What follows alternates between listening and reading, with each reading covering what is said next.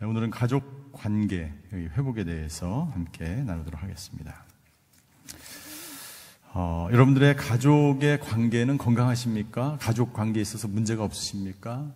관계가 다 정상적으로 건강하게 되어져 가고 있으십니까? 라고 제가 질문을 한다면 뭐라고 대답하시겠습니까? 우리 가족의 관계는 아무런 문제가 없어요 라고 대답하시는 분들은 회복축제 오셔야 돼요. 나는 어떤 것과도 관계가 온전합니다. 하나님과의 관계, 내 자신과의 관계, 다른 생각은 나는 아무런 문제가 없어요 라고 대답하는 사람이 바로 이 회복축제에 오셔야 돼요.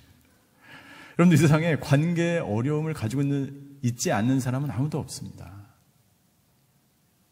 왜냐하면 인간은 관계를 떠나서 살 수 없고, 관계 때문에 상처를 받고, 또 관계를 회복할 수 있는 길도 관계 속에서 주어지기 때문이에요. 여러분들, 저와 여러분들 중에 여기 앉아 계신 분 중에 어느 누가 우리의 가족 관계는 완벽해요 라고 말하기 쉽지 않습니다. 아니, 어떻게 보면 시간이 더 지나갈수록 점점 더 어려워지는 것이 관계이고, 특별히 가족 관계는 참 어려운 것이죠. 저는 오늘 가족 관계 회복이라는 주제로, 제목으로 오늘 아브라함의 가족, 아브라함이 되기 전에 아브라함의 그 가족에 있어서의 그 고통의 문제를 통해서, 그렇다면 어떻게 특별히 하갈이 겪었던 그 관계 어려움이 어떻게 회복될 수 있는지에 초점을 맞춰서 함께 말씀을 나누고자 합니다. 여러분들, 먼저 건강한 가정과 건강하지 않은 가정의 큰 차이는 무엇일까요? 여러분들, 건강한 가정의 가장 큰 특징은 뭐냐면 자신의 역할을 분명히 가족들이 알고 있다는 거예요. 그러니까 관계의 어려움과 관계의 문제가 생기기 전에 각각의 가족들은, 건강한 가족의 관계를 이루고 있는 사람들은 각 가족의 구성원들이 자신의 역할을 너무나 잘 알고 있다는 거예요.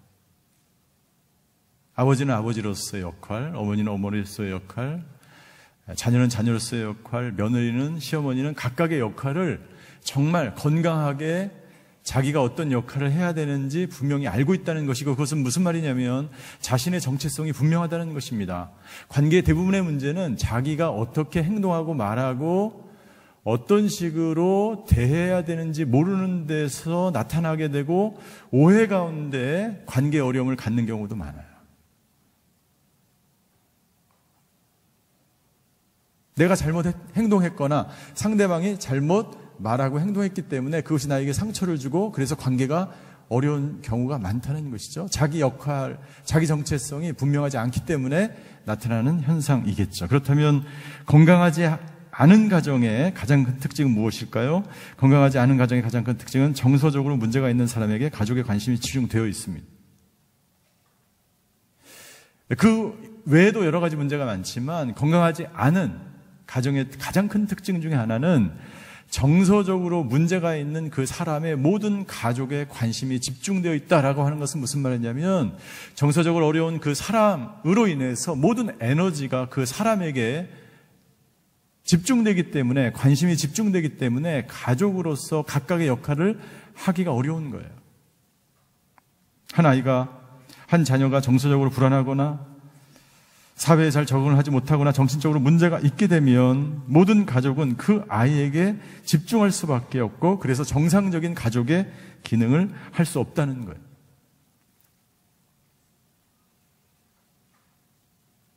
이제 가족을 치료할 때 그 치료하는 개념에 있어서 그 가족에 속한 그 개인의 문제로 보지 않고, 이 개인의 문제, 이 사람의 문제를 가족 전체로 보는 가족 치료라는 개념이 등장하기 시작했죠. 머레이 보웬이라고 하는 사람은 이 가족 치료라는 개념을 구체화하기 시작했는데요. 가족 간의 관계에 있어서 중요한 개념, 그리고 가족에서 분화되어서 성숙한 성인으로 나아갈 때 굉장히 중요한 개념에 대해서 이렇게 얘기했습니다. 머레이 보웬이 한 얘기인데요. 개인이 성숙하고 건강한 성격으로 분화하기 위해서는 먼저 개인의 가족에 대한 미해결된 정서적 애착이 해결되어야 한다라고 말해요. 예. 개인이 성숙하게 독립적으로 성장해서 성인이 되어서 한 인격으로 독립된 존재로 성숙해 나가기 위해서는 그 개인이 과거에 자기의 원 가정에 있었던 애착의 문제, 안정적인 애착을 누리지 못했던 그 문제가 먼저 해결되어야만 건강하게 한 개인으로서 정서적으로 온전한 성인으로 성장해 갈 수 있다는 거예요. 그러니까 그 개인의 문제는 그 개인의 문제가 아니라 그 가족에게 원래 있었던 정서적인 덩어리, 그 가족 체계 안에서의 그 사람이 원래 가지고 있었던 가족 간의 문제가 먼저 해결되어야 이 사람이 성숙해 가는데 별 문제가 없다는 것을 머레이보에는 우리에게 말하고 있는 것이죠. 오늘 저희가 읽은 본문의 말씀은 아브라함의 가족에 관한 스토리입니다. 건강하지 못한 가족 관계를 나타내고 있습니다. 아브라함은 그의 아내 사레를 아내로 맞이했고, 문제는 뭐냐면 사레가 아이를 낳지 못했어요. 더 문제는 뭐냐면 사레가 아브라함에게 나는 아이를 낳지 못하기 때문에 내 여종 하갈을 통해서 아이를 가집시다라는 제안을 하는 거예요. 그래서 이스마엘이 태어나게 됐죠. 그런데 여러분들, 이스마엘은 여종 하갈에서 태어났지만 법적으로는 누구의 아들이에요? 사레의 아들이에요.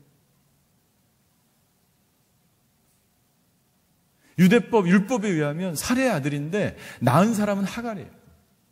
그러니까 여기서부터 가족 관계가 복잡해지기 시작하는 거예요. 더 문제는 뭐냐면 저희가 읽은 본문에 보면 하갈이 자신의 여주인 사레를 업신여기기 시작하는 거예요. 교만해지기 시작했죠. 가족관계의 어려움이 시작됩니다. 엮이는 가정의 특징은 무슨 문제가 있습니까? 경계선이 불분명하죠. 자신의 역할이 정확하지 않고 혼재되어 있습니다. 하갈은 착각하는 거예요. 내가 이제 이 집안의 여왕이다라고 생각하는 거예요. 내가 아들을 낳기 때문에 여종의 신분을 망막하는 거예요.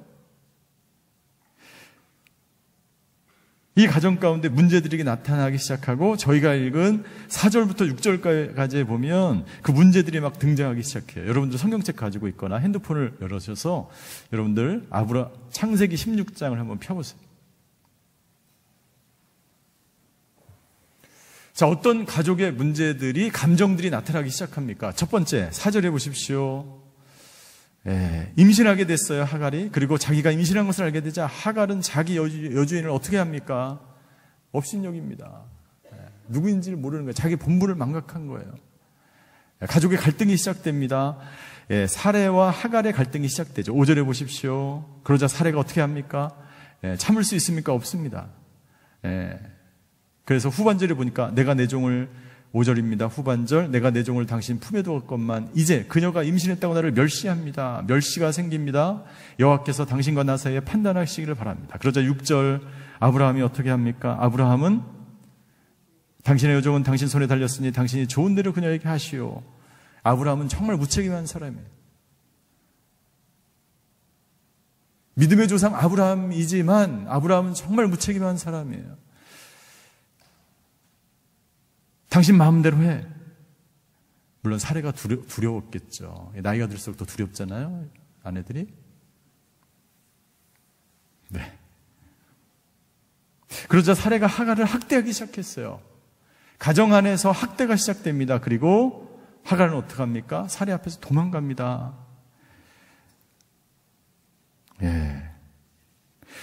어디로 도망가냐면 광야로 도망가요. 광야는 살 수 있는 곳이 아닙니다. 광야는 먹을 것, 입을 것, 잠잘 곳이 없는 곳이에요.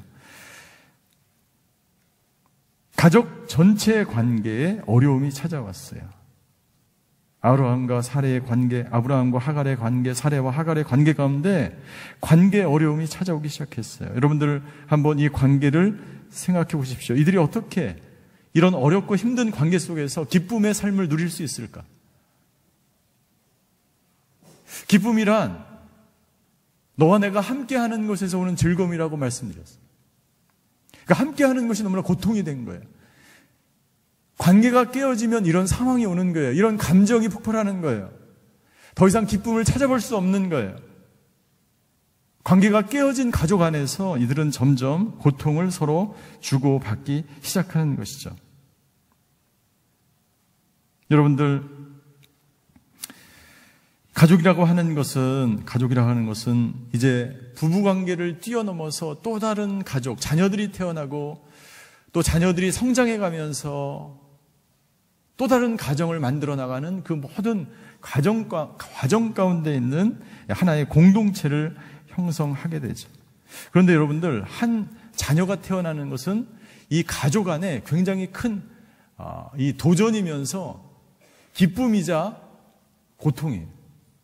그렇지 않습니까? 여러분들 자녀를 다 키워보셨죠? 저도 우리 아들이 태어났는데 1년 될 때까지 이 아이가 낮과 밤을 가리지 않는 거예요. 그러니까 이 모든 신혼생활이 사라지고 이 아이를 키우는데 이 밤마다, 그때 저는 이제 신학생이었고 전부 직장을 가지고 있어요, 부부. 밤에 잠을 자지 못하니까 너무 고통스러운 거예요. 오늘 이런 생각이 드는 거예요. 이 아이를 내가 왜 낳았지? 이런 생각까지 들 정도로 너무 힘든 거예요. 그런데 이 아이가 막 같이 웃고 놀면 너무 기쁜 거예요. 기쁨이지만 고통. 관계도 똑같습니다. 관계 안에서 즐거움을 누려야 되지만 그 관계가 깨어지거나 관계로 인해서 불편함이 오면 고통인 거예요. 그 관계가 나에게 즐거움을 주지 못하면 우리에게 고통이 되고, 그 관계가 즐거움이 되면 우리에게 기쁨이 되는 거예요.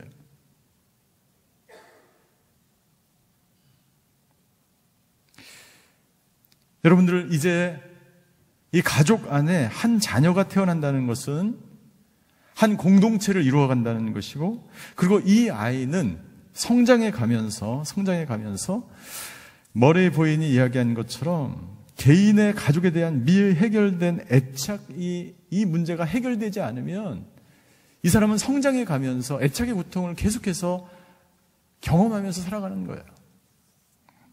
존 보울비라고 하는 학자는 이 애착이라는 단어를 개념화하기 시작했는데, 존 보울비는 이렇게 이야기합니다. 애착은 한 개인이 자신과 가까운 사람들과 맺고 있는 강하고 지속적인 정서적인 유대관계를 말한다.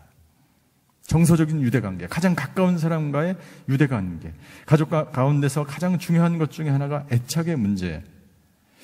여러분들, 한 아이가 성장할 때 그 성장해 가면서 이 아이가 눈을 뜨면서 첫 번째 자신과 눈을 마주한 주 양육자인 어머니와의 애착관계가 안정적으로 누릴 때 이 아이는 평생 다른 사람과의 관계에 있어서 아무 문제 없이 성장하게 되는 거예요. 그리고 더 나아가서 가족이 생기면 이 엄마와 아이가 안정적으로 애착을 누리게 되면 그 다음에 아빠가 그 또 다른 양육자와 함께 애착의 관계를 누리게 됩니다. 그래서 이 가족이 형성되기 시작하고 이 아이는 가정 안에서 안정적인 애착을 누리게 되고, 안정적인 애착을 누린 이 아이는 성장해 가면서 친구들과의 관계, 사회에서 공동체 안에서 어떻게 관계를 맺으며 살아가는지 그 기술을 터득해 가는 거예요. 그런데 만약 어렸을 때 이 안정적인 애착을 누리지 못하게 되면 이 아이는 성장하면서 많은 어려움을 겪게 되는 거예요. 다른 사람과의 관계에 어려움을 겪게 되고, 자신의 정체성을 확립하는 데 어려움을 갖게 되고, 정서적으로 불안한 사람으로 성장하게 되고, 자신의 감정을 통제할 수 없고 내가 누구인지 모르게 되고, 결국 평생 애착의 고통을 겪으며 살아갈 수밖에 없다는 거예요. 그 사람의 가지고 있는 애착의 고통은 결국 건강하지 못한 관계를 맺게 되고, 그것이 하나님과의 관계에 있어서, 다른 사람과의 관계에 있어서 건강하지 애착 관계를 맺지 못하기 때문에 건강하지 못한 애착 관계를 우리는 중독이라고 이야기하는 거예요.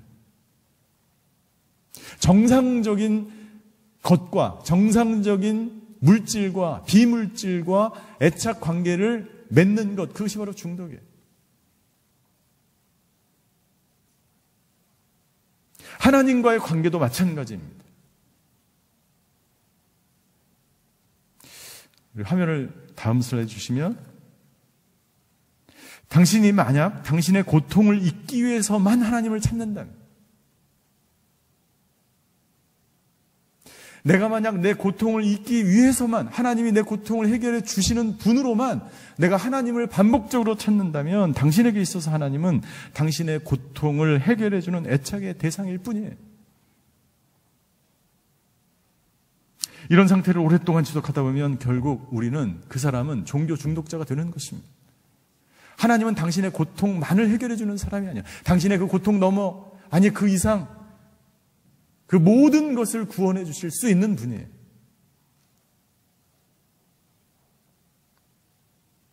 결과적으로 이런 생활이 반복하다 보면 정상적인 신앙생활을 할 수 없게 되고, 더 나아가서 정상적으로 말하고 생각하고 행동할 수 없는 어려움을 갖게 되는 것입니다. 그렇다면 여러분들, 내가 어렸을 때 부모와의 또는 가족 간의 관계에 있어서 애착의 고통을 내가 경험하면서 성장해 왔다면 지금 어떻게 해야 할까요? 제가 여러 번 말씀드리지만 하나님은 모든 우리의 개인적인 문제에 있어서 해결책을 이 세상 살아가는 이 시간 동안 우리에게 모든 자원을, 방법을, 길을 알려주셨다고 저는 믿습니다.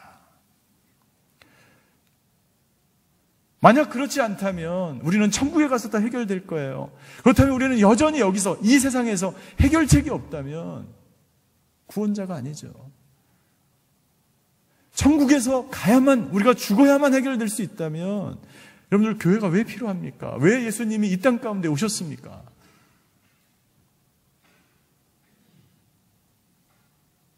하나님께서는 우리의 과거에 어렸을 때 겪었던 그 애착의 고통, 가족 간에 있었던 그 관계의 문제를 해결하기 위해서 세 가지 중요한 공동체를 주셨어요. 첫 번째는 가정이고, 두 번째는 학교고, 세 번째는 교회. 우리는 성장하면서 이 가정과 학교와 교회를 거쳐갑니다. 학교에서 친구들과, 여러분들 아이들이 성장해 보십시오. 중학교 이상만 되면 친구들하고 노느라고, 친구와 관계 속에서 애착이 형성되면 집에 들어올 생각을 하지 않아요. 친구가 너무 좋은 거예요. 그런데 만약 그 친구 관계가 어려워지고 왕따를 당하고 학교에서 적응을 못하면 어떻게 됩니까? 갈 데가 없는 거예요. 그럼 어떻게 됩니까? 교회로 오죠. 근데 교회 왔는데 교회 와서도 똑같은 거예요. 여러분들, 교회라고 해서 전부 다 모든 사람들이 와서 함께 좋은 관계 속에서 살아가면 좋은데, 모든 교회가, 모든 공동체가, 모든 사역팀 안에서 그 좋은 관계를 형성할 수 있는 것은 아니죠. 그래서 수많은 사람들이 자기만의 관계 어려움에 대한 고통을 호소하기 시작했고, 그래서 생겨난 것이 회복사역이에요. 그래서 회복사역이 교회 내에서 생겨나기 시작한 거예요. 자신의 문제를 해결받기 위해서 관계 어려움을 고통당하는 사람들이 교회에 와서, 여러분들, 관계 어려움을 당하며 거기서 나타나는 증상들을 나라에서, 국가에서, 사회에서, 그 어떤 단체에서도 해결해 줄 수 없어요.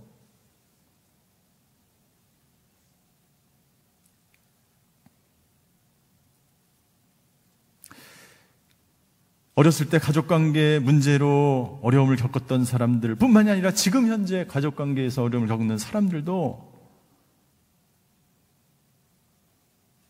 영적 가족을 체험해야 합니다.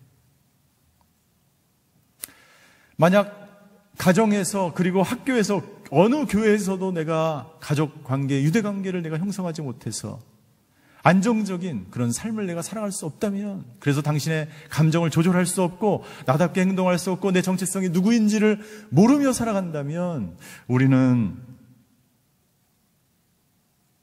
영적인 가족관계를 통해서 건강한 애착 관계를 형성해 나가는 기술을 우리가 익혀야 되는 거예요. 자, 그렇다면 오늘 본문을 통해서 하갈은 어떻게 그 관계를 회복해 가는가를 찾아볼 수 있어요. 첫 번째, 하갈은 하나님과의 친밀감을 회복하기 시작했습니다. 여러분들 다시 성경책을 펴보시고 저희가 읽은 6절 이후를 쭉 읽어나가 보십시오.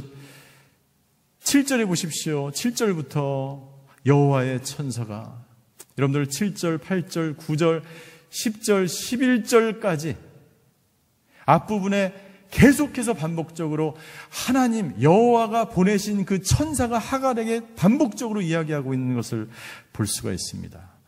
하갈의 모든 관계가 깨어졌어요. 집을 떠났습니다. 광야로 돌아왔어요.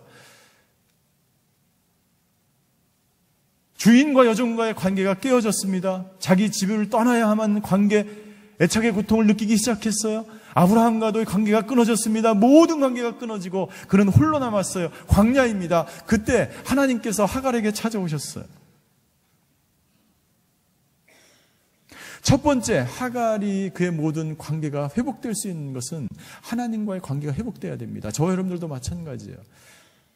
내가 여러분들 가족 간의 관계가 깨어졌을 때 내가 어떤 방법과 모든 것을 다 동원해서 가족과의 관계를 회복하려고 노력해 보세요. 여러분들 되지 않아요. 힘들어요. 어렵습니다. 먼저 하나님과의 친밀한 관계가 회복되어야 함을 우리에게 보여주고 있는 거예요. 역설적으로 여러분들 하갈은 모든 관계가 끊어진 이후에 하나님의 천사를 만나기 시작했다는 사실에 하갈에게 이야기합니다. 8절, 9절, 10절, 11절, 8절 내가 어디로 와서 어디로 가느냐. 천사의 이야기입니다. 내가 어디로 와서 어디로 가느냐. 10절 내 자손을 크게 번성하게 해서 셀 수 없을 만큼 불어나게 할 것이다. 놀라운 축복의 말씀을 주시죠. 11절 아들을 낳을 것인데 그 이름을 이스마엘이라 하리라. 아들인지 딸인지 병원에 가서 확인할 필요도 없이 천사가 바로 그냥 아들이야. 놀라운 축복을 경험하는 거예요. 여러분들 그러자 하갈이 하나님에게 뭐라고 고백합니까? 16장 13절을 한번 같이 읽었습니다. 16장 13절 시작. 하갈은 자기에게 말씀하시는 여호와의 이름을 주는 나를 보시는 하나님이라 불렀습니다. 내가 어떻게 여기서 나를 보시는 하나님을 뵐 수 있단 말인가 라고 말했기 때문에 나를 감찰하시는 하나님, 나를 보시는 하나님, 임마누엘 하나님과 하갈의 관계가 회복되기 시작한 거예요. 여러분들 하나님과의 친밀한 관계가 먼저 우선되어야 내 애착의 고통이 해결될 수 있어요. 누군가 나와 함께하는 그분이 임마누엘 하나님이 지금도 나와 함께한다는 이 놀라운 사실, 이것을 내가 깨닫고 그 하나님과 함께 동행하고 그 하나님과 친밀한 관계가 우선적으로 회복되어야 하는 것입니다. 만약 우리와 하나님과의 관계가 단절된다면, 그리고 하나님과에 대한 신뢰가 사라진다면 여러분들 하나님과 나의 관계가 점점 의심되기 시작하는 거예요. 아브라함과 사레가 그런 상태였던 거예요. 하나님이 약속하셨죠. 아브라함에게 말씀하셨죠. 하늘을 보라, 하늘의 별처럼 너의 자손을 그렇게 번성하게 해주겠다라고 하는 약속을, 그 약속이 더디오기 때문에, 늦어지기 때문에 아브라함은 믿을 수 없었던 거예요. 하나님과의 친밀한 관계가 사라지기 시작했던 거예요. 중요한 사실이 있습니다. 당신의 인생 가운데 하나님의 약속이 더디다고 해서 하나님이 당신 곁을 떠난 게 아니라는 사실이에요. 많은 사람들이 이런 고통을 앓고 있는 거예요. 내 문제가 해결되지 않거나 나의 고통이 너무나 크거나 하나님의 약속이 더디거나 기도가 안 들어지면 마치 하나님이 옆에 안 계신 것 같은데요. 그러나 그렇지 않습니다. 하나님은 당신 옆에 계세요. 임마누엘 하나님은 지금도 우리와 함께 하시는 하나님인 줄 믿습니다. 우리 영상을 보셨잖아요. 많은 분들이, 영상에 나온 모든 분들이 우리 회복사역에 오랫동안 함께했던 스태프분들이시죠. 결국에는 하나님과의 친밀감이 없이는 어떤 것도 해결점을 찾을 수가 없다는 거예요. 결국 하나님을 통해서만이 하나님과의 친밀감이 회복되는 것이 전제되지 않으면 어떤 기술도, 어떤 훈련도, 어떤 프로그램도 당신을 회복시킬 수 없다는 거예요. 두 번째 관계 회복을 위해서 해야 될 것이 있는데, 하나님이 행하신 일에 대한 감사의 자리로 우리가 돌아가야 합니다. 하나님이 행한 감사의 자리로 우리가 돌아가야 합니다. 여러분들 하갈이 잊어버리는 게 뭐예요? 하갈이 임신을 했어요. 아브라함의 아내가 되었어요. 그럼 어떻게 해야 됩니까? 감사합니다. 여종으로서 어떻게 해야 됩니까? 더 여종으로서 사레에게 복종하며 순종하며 종으로서 살아야죠. 그런데 하갈이 어떻게 했어요? 감사를 잊어버렸어요. 감사를 잊어버렸어요. 본분을 잊어버렸어요. 자기 여주인을 업신여기기 시작하죠. 거기서 비극이 시작된 거죠. 그런데요, 놀라운 사실은 하갈이 다시 이 천사의 말씀을 듣고 이 사건이 있은 이후에 창세기 21장으로 가면 비슷한 사건이 또 나타나게 되는데, 이 가족 관계 가운데 또 하나의 비극이 탄생하는데, 그것은 이삭이라고 하는 한 아들이, 약속의 씨앗이 태어나면서 또 비극이 시작되는 거예요. 무슨 일이 있었습니까? 21장에 보면, 여러분들 시간이 없으니까 제가 말씀드릴게요. 자, 보니까 21장에 보니까 이삭이 태어났는데 이스마엘이 이삭을 또 조롱하기 시작하는 거예요. 누구 닮았어요? 그의 엄마 닮았어요. 엄마 닮았어요. 그러니까 또 어떤 일이 발생했어요? 사레가 또 하갈뿐만 아니라 이스마엘과 하갈을 동시에 광야로 또 내쫓습니다. 두 번째 광야 생활이 시작된 거예요. 여러분들, 하갈과 이스마엘은 광야에서 죽게 되었습니다. 그런데 또다시 하나님의 천사가 하갈에게 찾아왔어요. 그리고 창세기 21장 17절에 천사가 하갈에게 이렇게 이야기합니다. 21장 17절 같이 읽겠습니다. 시작. 하나님께서 그 아이가 우는 소리를 들으셨습니다. 하나님의 천사가 하늘에서 하갈을 불러 말했습니다. 하갈아, 내게 무슨 일이 있느냐? 하나님께서 저기 있는 아이의 소리를 들으셨으니 두려워하지 마라. 첫 번째 광야에서 하나님은 하갈에게 이야기합니다. 내가 너를 보고 있었다. 너를 감찰하고 있었다. 두 번째 광야에서 하나님이 하갈에게 뭐라고 이야기합니까? 내가 너의 소리를 듣고 있었다. 너의 기도 소리, 너 아이의 울음소리를 내가 듣고 있었다 라고 말하는 거예요. 하나님은요, 저와 여러분들의 모든 관계에 끼어진 것을 보고 계시고, 그리고 당신의 문제를 알고 계시고, 그리고 듣고 있어요. 너무나 역설적인 것은 하갈이 감사하지 못하고 광야에 갔을 때 하나님이 계속해서 미천한 하갈을 찾아오셨다는 거예요. 여러분들, 이 상황 가운데 있어서 우리가 해야 될 것이 있는데, 그것은 뭐냐면 감사의 자리로 돌아가는 거예요. 감사의 자리로 돌아가는 거예요. 하갈의 입장에서는 계속되는 광야 생활로 인해서 고통이 다시 시작됐죠. 어느 누구도 광야를 좋아하지 않습니다. 아마 하갈에게 아브라함에 대한 분노와 사레에 대한 원망과 이 모든 것들이 복잡하게 섞여 있는 감정 속에서 광야 가운데 있었을 거예요. 그런데 여러분들, 그 분노와 원망을 버리고 하나님의 음성을 듣고, 내가 너를 보고 있다. 너와 함께하고 있다. 내가 너의 소리를 듣고 있다라는 이 음성을 듣고 감사의 자리로 가야 됩니다. 왜냐하면 당신이 이 상황 가운데서 사람에 대해서 분노하고 원망하고, 하나님에 대해서 원망하고 분노하고, 내가 왜 그 가정 가운데서 태어났을까? 내가 왜 이스마엘을 낳았을까? 왜 그 여주인이 나를 이렇게 할까? 라고 이야기하고 그런 생각 가운데 살아간다면 여러분들은 계속해서 고통의 자리에 가 있는 것입니다. 고통의 자리에서는 여러분들, 우리가 회복될 수 없어요. 관계가 회복될 수 없어요. 당신이 어떤 광야에 있든지 간에 하나님이 당신의 인생 가운데서 행하신 일에 대하여 감사하시는 저와 여러분들이 되시기를 주임으로 축원합니다. 그리고 마지막 세 번째, 어떻게 해야 됩니까? 어떻게 해야 됩니까? 자기 자신답게 행동하는 거예요. 하갈이 자기 자신답게 행동할 수 있는 방법은 무엇입니까? 하나님께서 하갈에게 가르쳐 주셨어요.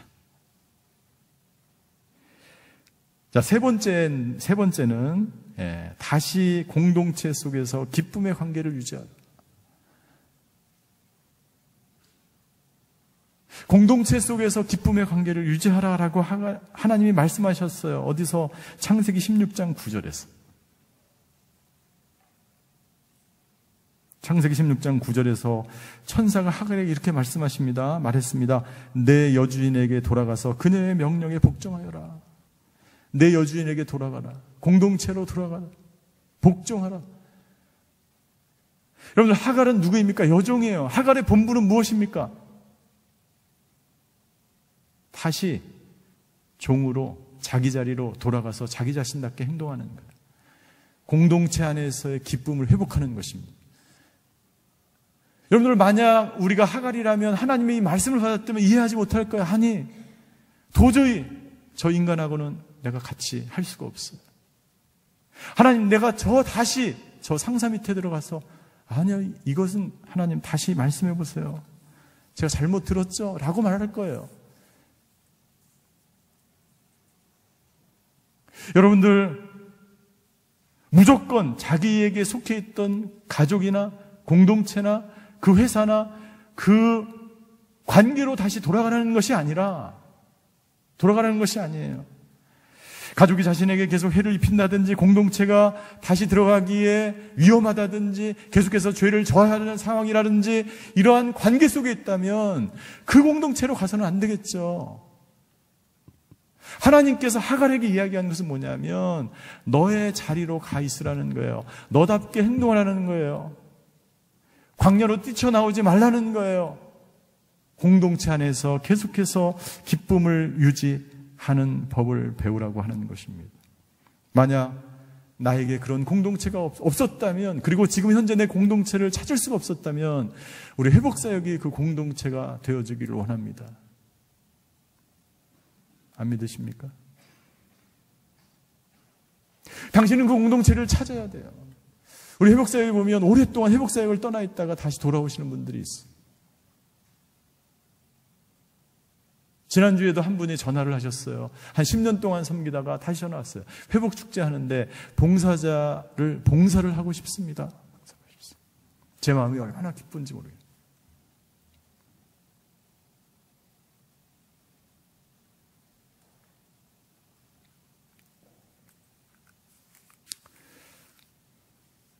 한 가족 안에서 우리가 계속해서 좋은 유대관계에서 성장하는 것, 이것은 너무나 중요한 것이죠.